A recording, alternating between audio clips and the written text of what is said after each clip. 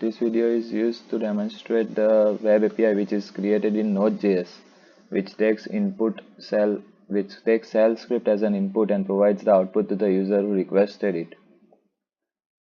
Here in this console, there is the server console which provides the status of ongoing process performed by the user and the server. Now we will start the server script which will help us to execute shell scripting.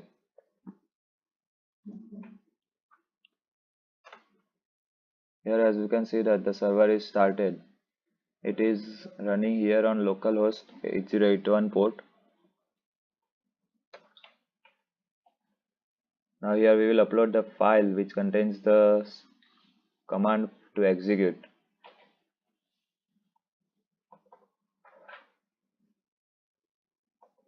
Now we have submitted the file and the server has done its process of executing the file. Now it has also added the entry to the database, which I will show you in just a bit. Here the output is given back to the user who has uploaded the file.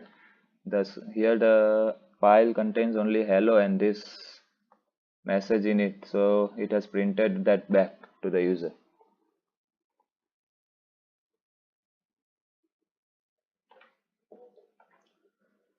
Now here our database name is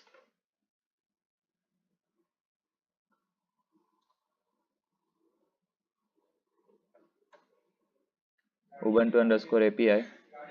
Now I will show you the table in it and the data which is entered in it, which will be same as the output generated by the server and given back to the user.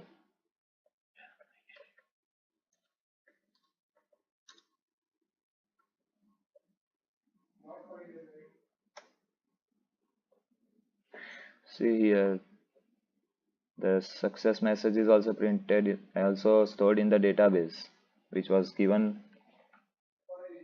to the user in the web as an output. Thank you.